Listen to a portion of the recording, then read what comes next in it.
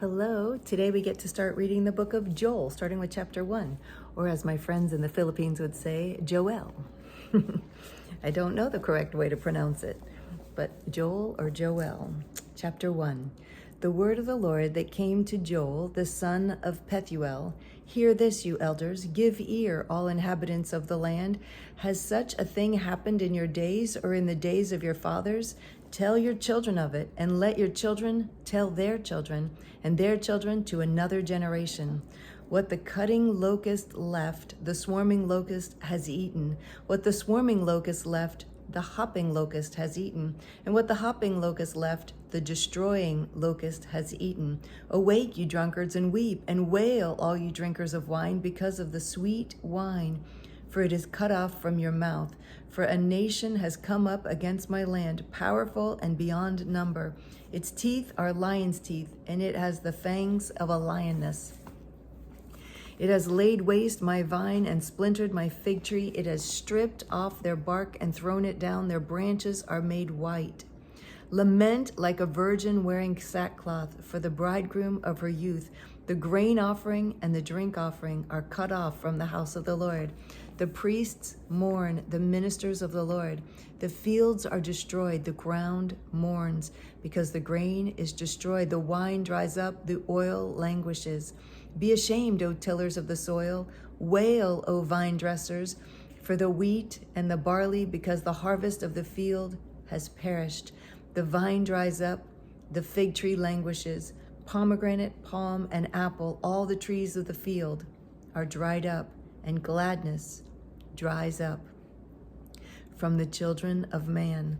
Put on sackcloth and lament, O priests. Wail, O ministers of the altar. Go in, pass the night in sackcloth, O ministers of my God, because grain offering and drink offering are withheld from the house of your God. Consecrate a fast. Call a solemn assembly. Gather the elders and all the inhabitants of the land to the house of the Lord your God, and cry out to the Lord. Alas, for the day of the Lord is near, and as destruction from the Almighty it comes. Is not the food cut off before our eyes, joy and gladness from the house of our God? The seed shrivels under the clods. The storehouses are desolate. The granaries are torn down, because the grain has dried up. How the beasts groan. The herds of cattle are perplexed, because there's no pasture for them. Even the flocks of sheep suffer. To you, O Lord, I call, for fire has devoured the pastures of the wilderness, and flame has burned all the trees of the field. Even the beasts of the field pant for you, because the water brooks are dried up, and fire has devoured the pastures of the wilderness. Chapter 2. Blow a trumpet in Zion. Sound an alarm on my holy mountain. Let all the inhabitants of the land tremble, for the day of the Lord is coming. It is near. A day of darkness and gloom, a day of clouds and thick darkness. Like blackness there is spread upon the mountains a great and powerful people. Their like has never been before, nor will be after them through the years of all generations. Fire devours before them, and behind them a flame burns. The land is like the Garden of Eden before them, but behind them a desolate wilderness, and nothing escapes them. Their appearance is like the appearance of horses, and like war horses they run. As with the rumbling of chariots, they leap on the tops of the mountains, like the crackling of a flame of fire devouring the stubble, like a powerful army drawn up for battle. Before them, people are in anguish. All faces grow pale. Like warriors, they charge. Like soldiers, they scale the wall. They march each day on his way. They do not swerve from the paths. They do not jostle one another. Each marches in his path. They burst through the weapons and are not halted. They leap upon the city. They run upon the walls. They climb up into the houses. They enter through the windows like a thief. The earth quakes before them. The heavens tremble. The sun and moon are darkened. The stars withdraw their shining. The Lord utters his voice before his army, for his camp is exceedingly great. He who executes his word is powerful. For the day of the Lord is great and very awesome. Who can endure it? Yet even now, declares the Lord, return to me with all your heart, with fasting and weeping and with mourning, and rend your hearts and not your garments. Return to the Lord your God, for he is gracious and merciful, slow to anger, and abounding in steadfast love, and he relents over disaster. Who knows whether he will not turn and relent and leave a blessing behind him, a grain offering and a drink offering for the Lord your God. Blow the trumpet in Zion, consecrate a fast, call a solemn assembly, gather the people, consecrate the congregation, assemble the elders, gather the children, even nursing infants. Let the bridegroom leave his room and the bride her chamber. Between the vestibule and the altar, let the priests, the ministers of the Lord, weep and say, spare your people, O Lord, and make not your heritage a reproach, a byword among the nations. Why should they say among the people, where is their God? Then the Lord became jealous for his land and had pity on his people. The Lord answered and said to his people, behold, I am sending to you grain, wine, and oil, and you will be satisfied, and I will no more make you a reproach among the nations. I will remove the northerner far from you and drive him into a parched and desolate land, his vanguard into the eastern sea and his rear guard into the western sea. The stench and foul smell of him will rise, for he has done great things. Fear not, O land. Be glad and rejoice, for the Lord has done great things. Fear not, you beasts of the field, for the pastures of the wilderness are green. The tree bears its fruit. The fig tree and vine give their full yield. Be glad, O children of Zion, and rejoice in the Lord your God, for he has given the early rain for your vindication. He has poured down for you abundant rain, the early and the latter rain as before. The threshing floors shall be full of grain. The vats shall overflow with wine and oil. I will restore to you the years that the swarming locust has eaten, the hopper, the destroyer, and the cutter, my great army, which I sent among you.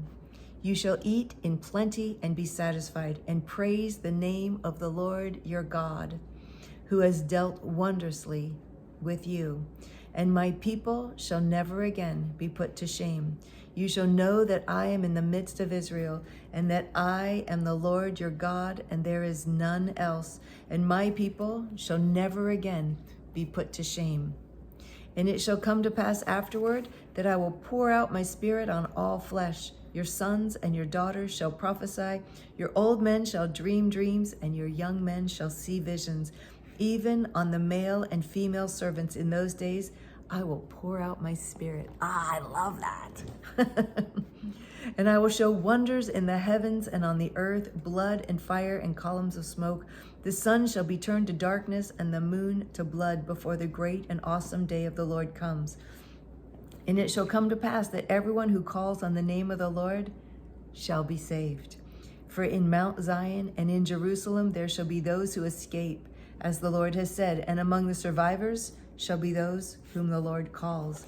For behold, in those days and at that time, when I restore the fortunes of Judah and Jerusalem, I will gather all the nations and bring them down to the valley of Jehoshaphat, and I will enter into judgment with them there on behalf of my people and my heritage Israel, because they have scattered them among the nations and have divided up my land, and have cast lots for my people, and have traded a boy for a prostitute, and have sold a girl for wine, and have drunk it. What are you to me, O Tyre and Sidon, and all the regions of Philistia? Are you paying me back for something? If you're paying me back, I will return your payment on your own head swiftly and speedily. For you have taken my silver and my gold, and carried my rich treasures into your temples. You have sold the people of Judah and Jerusalem to the Greeks in order to remove them far from their own border. Behold, I will stir them up from the place to which you have sold them, and I will return your payment on your own head. I will sell your sons and your daughters into the hand of the people of Judah, and they will sell them to the Sabeans, to a nation far away, for the Lord has spoken. Proclaim this among the nations. Consecrate for war. Stir up the mighty men. Let all the men of war draw near. Let them come up. Beat your plowshares into swords and your pruning hooks into spears. Let the weak say, I am a warrior. That's different than what I've memorized. Hasten and come, all you surrounding nations, and gather yourselves there. Bring down your warriors, O Lord. Let the nations stir themselves up and come up to the valley of Jehoshaphat. For there I will sit to judge all the surrounding nations. Put in the sickle, for the harvest is ripe. Go in, tread, for the winepress is full. The vats overflow, for their evil is great. Multitudes, multitudes in the valley of decision, for the day of the Lord is near. In the valley of decision, the sun and the moon are darkened, and the stars withdraw their shining. The Lord roars from Zion and utters his voice from Jerusalem, and the heavens and the earth quake. But the Lord is a refuge to his people, a stronghold to the people of Israel. So you shall know that I am the Lord your God, who dwells in Zion, my holy mountain, and Jerusalem shall be holy, and strangers shall never again pass through it. And in that day the mountains shall drip sweet wine, and the hills shall flow with milk, and all the stream beds of Judah shall flow with water, and a fountain shall come forth from the house of the Lord, and water the valley of Shittim. Egypt shall become a desolation, and Edom a desolate wilderness, for the violence done to the people of Judah, because they have shed innocent blood in their land. But Judah shall be inhabited forever, and Jerusalem to all generations. I will avenge their blood. Blood I have not avenged, for the Lord dwells in Zion. I like that. The Lord dwells in Zion. Yes, and the Lord dwells in you, and the Lord dwells in me. I like the part in Gideon where it says, he put Gideon on like a glove. So Gideon was all the insides, and God was the outside. I just love that. I love that part. For the Lord dwells in Zion. The Lord dwells in me. Or in that case, the Lord is on the outside, and I am on the inside. But I'm in him, and he's in me, and we are one. That's the word of the Lord for today. That's the truth. So thank you for joining me again. That's all for today. I don't know that I said that we read 1, 2, and 3. I think I got so into it, I forgot to stop and say now we're in chapter 2 and 3. But we read Joel, chapter 1, 2, and 3. So thank you for joining me today. It's always a pleasure reading with you. I look forward to reading with you again tomorrow.